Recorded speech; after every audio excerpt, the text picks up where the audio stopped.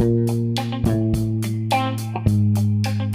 and welcome to the DCIFF Film Chat Podcast. I'm Erin DeVos, and I'll be your host for this season.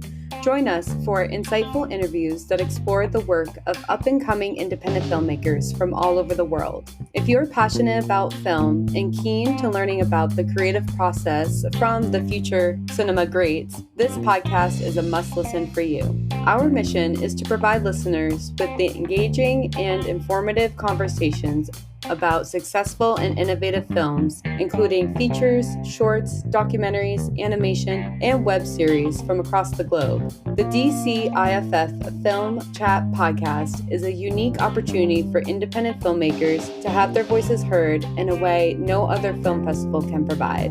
You can listen to the DCIFF Film Chat Podcast on all podcast platforms or visit our website at DCIFF-indie.org/DCIFF-podcast. Thank you.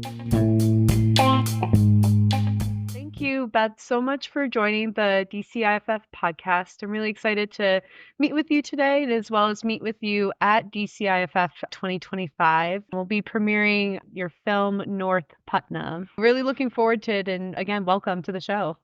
Thank you so much, Erin. I'm really looking forward to meeting you and to being at the festival. It's really exciting. Oh, yes. It's so exciting and going on over 25 years now. So yeah, no, looking forward to, viewing your film and as well as the panel that we have too, which we'll certainly talk about. But yeah, first, I would love for you to share a little bit about yourself and as well as your nominated film. Formal title is Professor of World Literature, Religious Studies, and Community Engagement at DePaul University, which basically means that I love literature and religious studies and that sort of space in between. And I've been really grateful to be able to teach classes that I have just absolutely loved teaching. I'm not teaching full-time anymore. I still do teach part-time, and I still do work with students. In 2020, DePaul offered a buyout to eligible faculty members. And I took that as a sign from the universe that I should go full-time into the work that I was already doing and have been doing since 2011, which is I founded and direct a nonprofit organization that's called The Castle. And we work in Putnam County, Indiana with our public schools. And it's essentially a learning community model where we put together K through college students and educators and build workshops that are standards-based and fit in like all around the curriculum for both DePaul students and faculty and the kids that we're serving in our partner schools. So it's a lot of fun. And the film, North Putnam, was a special initiative of The Castle. We wanted to be able to show people who might not be familiar with what rural communities, what public schools and rural communities, just what they look like, what the challenges that they're up against, and just wanted to be able to provide sort of immediate context for the programs that we were providing in the schools, but then on a larger scale, sort of sense for people nationally who aren't familiar with rural communities to be able to see what it looks like, just to have a better context for why organizations like the Castle are doing the work that they're doing. And I love that too. And especially as, we're going to dive into especially relating to what's happening today, like in the educational landscape. And I feel like the film really demonstrated such a good job in terms of showcasing that life in the sense of not only just schools in rural areas, but understanding as you mentioned, those challenges. And I'd love for you to share, what types of challenges would you say were either demonstrated in the film, or maybe there is some things that you had found along the way as you were filming? I mean, I think sort of, if it's okay to sort of wax philosophical about education, just sort of in general on the way in, what I think learning is for, and how that's not necessarily built into the fabric of public schools, any schools really. In some ways, in doing this kind of work and getting this work out there is to try to help to nurture a culture of learning where everybody feels welcome, included, and that everybody feels challenged by the work that they're doing, excited by the work that they're doing, that it's relevant, that it's productive, that it's leading them to the kind of path that they'd like to go into. And North Putnam, it's such a fantastic partner from the very beginning of when we started working with them, because the work that they do in the schools is really extraordinary, I think, in terms of creating a culture where people feel all of those things that I was just suggesting. And so I think the challenges that they're up against are challenges that I think every school is up against. And I want to kind of backtrack and say that I think public schools want to be cultivating the kind of culture that I just suggested is the ideal. I think that that is generally where people, who go into education, they want to be able to do that. But the challenge to public education is that there's so many barriers to being able to get into that space, to be able to create that kind of space in the classroom. And particularly when you're in a community where there are the kinds of challenges that come with being not having the kind of resources. It's so rural, as you see in the film. There is just not the infrastructure built for a number of challenges that community members face. So homelessness, for instance, mental health, substance use disorder, there just aren't those kinds of resources. And so the schools have this huge obligation on them to do so much that happens in the classroom that isn't even about teaching. What I was surprised to see and being able to see, I shouldn't have been too surprised because I saw it at work in every interaction I have with North Putnam, but it's just such a culture of everybody working together to try to do whatever they can for their kids. And so there were these numerous decisions that were made along the way while we were filming for like almost 2 years that just, to me, struck me as like nothing short of like magical. And to everybody else was like, well, we always do things like this. So like diverting, seeing if there was money for mental health resources that was thought to be solely for the students, looking into the possibility of whether or not that could also be accessed by faculty and staff, for instance. Like, to me, it was like a monumentally important decision that they decided to make. That it was just surprising how many times in the filming of this there were suggestions made that were absolutely just so thoughtful. I think you're doing a beautiful job demonstrating where the film is going, in the sense of why this certain school district, seeing all of the community really come together to build into like the educational like programs, are kind of like, what, the greater world that you want to see like within this district specifically. And that does remind me, like, since this is a rural Indiana school district, was there a particular reason why you chose North Putnam as the community you wanted to showcase? Yeah, so my nonprofit, the Capsule, we work with 3 school corporations in the county, and it's a very small county. So it's interesting. There's actually 4 school groups, four school corporations, and we work with 3 of them. And North Putnam was the one that we came to latest in the game. So we started our pilot program in 2012, and then we got funding in 2017, I think it was, to go into North Putnam. And they were just like from the very, very first meeting that I had with them. And you'll see the 2 people in the film that I had my first meeting with, or it was the current principal and the former principal. There's several scenes with the 2 of them that are some of my favorites, but I met with the 2 of them.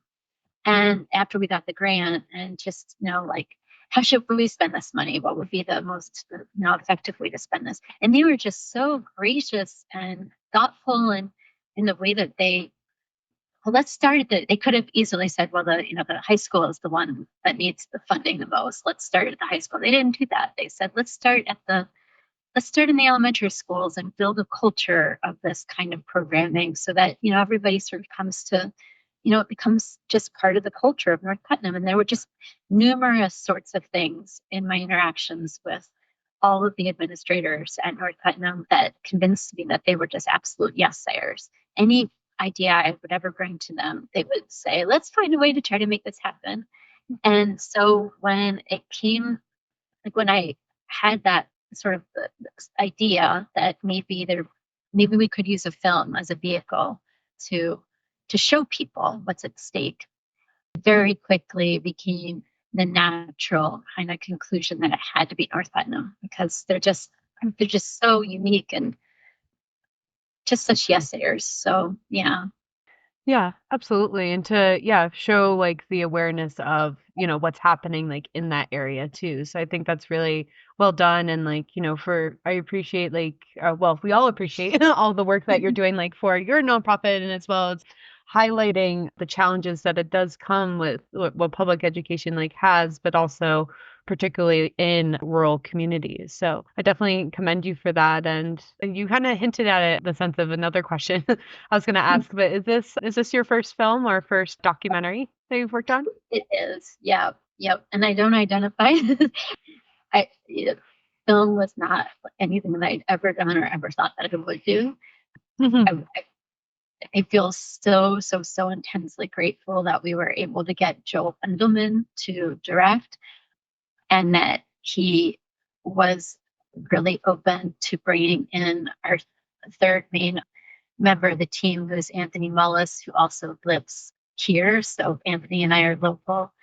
And Anthony grew up here, and it really just became the three of us really doing the work. And it was like really interesting work. And I've learned so, so much from it. And I've done a lot of writing. And so this was like a way to think about writing in a whole different way.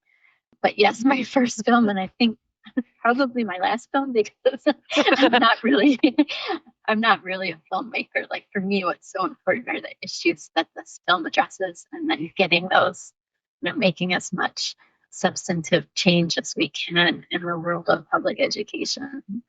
Yeah, no, I think, I feel for you. Absolutely. But also, I feel as I was like watching it that it could be like a continuation series of like navigating like other school districts, like in, maybe not just only in Indiana, but also like across the country to kind of bring this more to the forefront. So I feel like, you are leading this, like in not only just like the production of it, but also the leading direction of like what society needs to hear like when it comes to public education and bringing more awareness. And school choice is something like a completely different like subject related to this, but it also kind of reminds me of some communities. Everyone lives like where they're going to be, but ultimately like some people don't have like the means to go to like other schools like outside of the district. Would school choice kind of be one of the topics of the film, or could this be like a continuation of maybe talking about it? Maybe that can be in the panel. I figure No, I'd ask.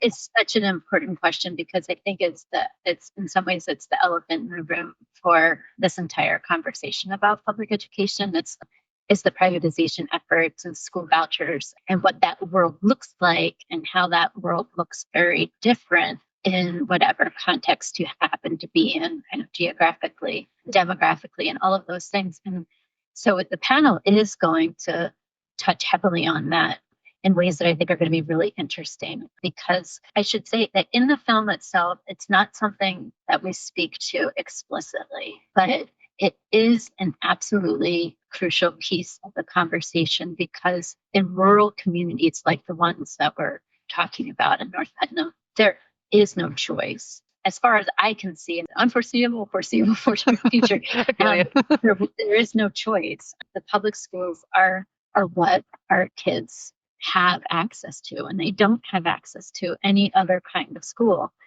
with the very tiny exceptions of like a couple of private, say, faith-based schools.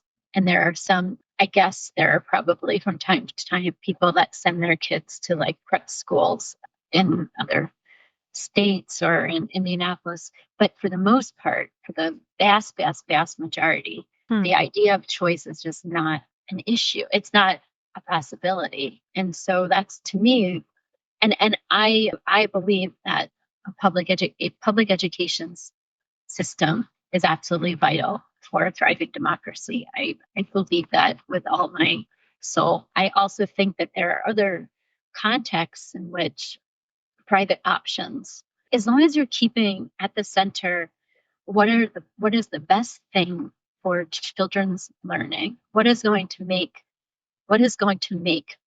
a child learn in the most deep, impactful, long-ranging way? What is that going to look like? And I think that there's no easy answer to that question. And I think that there have been lots of like charter schools, for instance, and private schools that have that at the center of what they're trying to do. And also equity, right?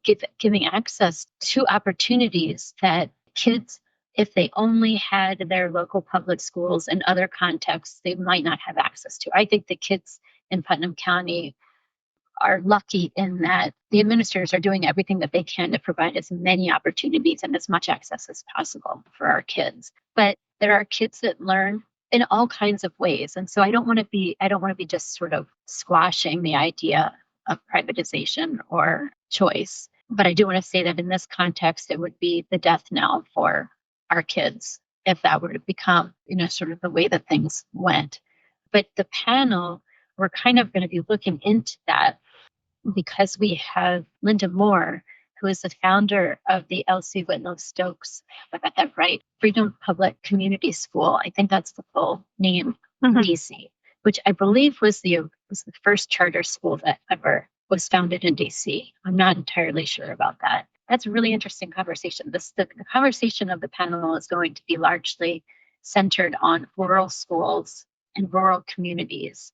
But we want that part of the conversation to help provide some nuance and complexity and sense of history as to what the idea of choice historically, what does that mean? It's a really, really important question because it's, I think, in every state that looks different. And in Indiana, I think it's particularly scary to me right now because there are a number of different bills that are being proposed that would really damage our public school system. In Indiana, we're starting with Indianapolis primarily, but it's got the capacity, I think, to trickle down to rural communities. So it's a huge issue. I'm glad I brought this up and, in ways I asked it in a million directions as well. So you're not alone.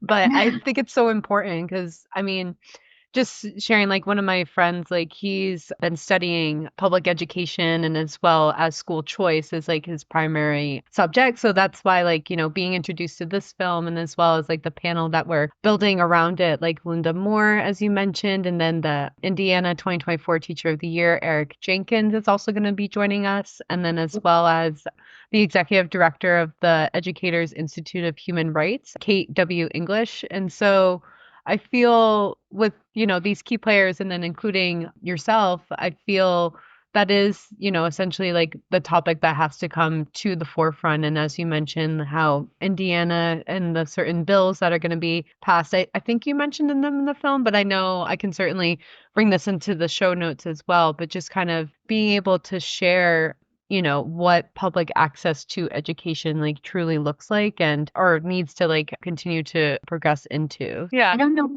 if it came through, but Robin Gully is also on the panel. Oh, that's right. And I think she's going to be like really her experience. And so she's the legislative aide to Representative Terry Sewell, who has her jurisdiction is Birmingham and Selma, I believe, and there's a very rural component to her jurisdiction. And I think that Robin's going to be able to speak to from a really interesting perspective as well. So I'm looking forward to seeing how that all plays out. Me too. I think so. For listeners, just so like we're going to be recording the panel and then also sharing it on YouTube and as well as a separate episode. So that way we can dive deeper. So it'll be kind of like an, bonus episode, if you will. But I think it's important to have like a continuation of the subject and for everyone to engage on it as well in case you're unable to attend the event, you're able to at least join in on this conversation. So I'm glad we're highlighting the key players and as well as yourself and your experience with the film too. Thank you. Yeah, that's awesome. I'm so glad that's what's so wonderful about this festival is that it's set up for deep discussion about important issues. And it's really wonderful to have that opportunity. It's really unique, I think, as a film festival, that like really laser sharp focus on that. Oh, definitely. Yeah, no, we've covered such a range of issues in the past too. So this will be my first, but like really like deeply like talking about like education is something I'm passionate about myself, and my mom is also a teacher too. So it's just, yeah, a very holistic moment for me, I would say. That's great. Yeah, in terms of other questions that I have, I feel like you've done a really great job explaining, the details of the film, and I don't want to give too much away to listeners. I definitely want to encourage everyone to come and attend and watch and be a part of the panel too to ask questions as well. But was there anything that I may not have asked that you wanted to share? To me, what is just so important, the real hope for this film was to help people identify themselves as stakeholders in a conversation that belongs to all of us. And that's really important to me, that people do see themselves that way. So I would just love for people to feel like more than welcome. The hope is that people come and feel excited to participate in a conversation about how education belongs to all of us. And what does that look like? I think that's beautifully said. Absolutely. So, yeah, welcoming all of you to join us. The film North Putnam will be screening on Wednesday, February 12th. I'll be sharing the details also within the show notes and as well as our social channels. But yeah, no, Beth, thank you so much for joining the podcast today. We are looking forward to meeting with you and as well as the panelists who will be joining us and premiering your film at DCIFF 2025. Thank you so much, Erin, and I can't wait to meet you too. It's going to be really exciting. Yes, it's going to be a great time. Thank you. Thank you. This podcast is brought to you by the DCIFF supporters. We could not be here without all of you to be sharing this amazing outlet with filmmakers from around the world. If you are interested in supporting DCIFF, head on over to our website through the link description in the bio of this episode, or you can go right to the website, which is DCIFF-indie.org, to connect with us and learn more about our Future of Film programs, our festival, and also more educational opportunities in what we do with our high school students, community, and beyond. We look forward to your support.